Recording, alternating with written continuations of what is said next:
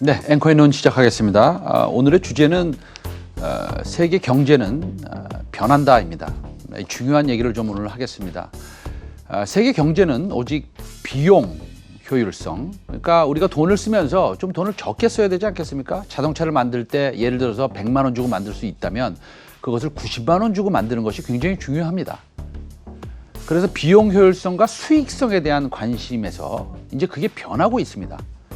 장기적으로 지속 유지할 수 있는지에 대해서 더 큰 비중을 두는 시스템으로 재조정되고 있습니다. 조금 쉽지는 않은데요. 제가 말씀드리겠습니다. 그렇게 되면 우리가 지금 경험하고 있는 글로벌화의 점진적 축소가 보이는데 그것이 생산 비용을 상승시킬 수 있다라는 것입니다. 생산 비용이 상승한다?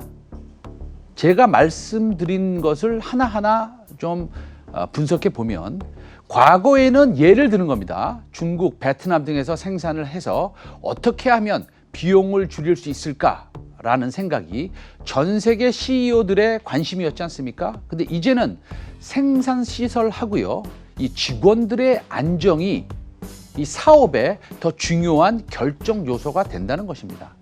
그렇기 때문에 직원들이 원격 회의를 하고 공장을 내셔널라이즈, 그러니까 국내화시키고요, 내재화시키고 이런 움직임이 커지는 것을 우리가 현재 경험하고 있는 것입니다. 그렇게 되면 세계 공장들은 자국으로 돌아갈 것이긴 하지만 팬데믹을 잘 대처한 인류 국가인 대한민국을 바라보는 시각이 이 달라진 상태에서 대한민국의 수혜가 있을 수 있습니다. 대만도 마찬가지일 것이라고 생각합니다. 어쨌든 중국이나 베트남이나 방글라데시에서 만드는 것보다는 당연히 생산 비용은 비싸집니다. 그러나 안정적인 수급은 현재보다는 더 보장이 됩니다. 하나의 예를 들자면 그렇기 때문에 우리나라의 백신 CMO 주문이 빗발치는 이유이기도 합니다. 안정된 곳에서 비싸더라도 안전하게 만들어 공급하자는 것입니다. 자, 그렇게 되면 물건값이 비싸집니다. 그렇죠? 인플레이션이 동반됩니다.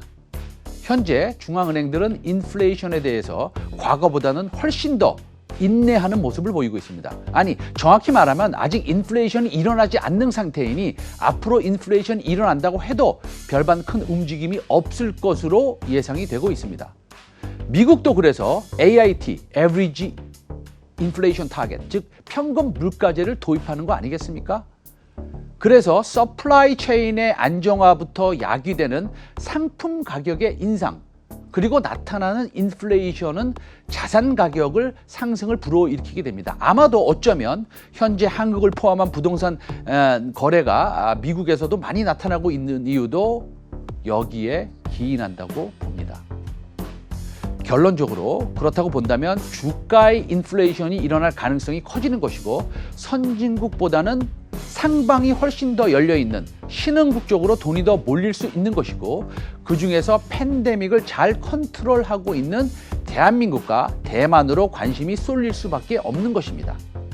저는 중장기적으로 대한민국의 주식을 사야 된다고 하는 입장입니다.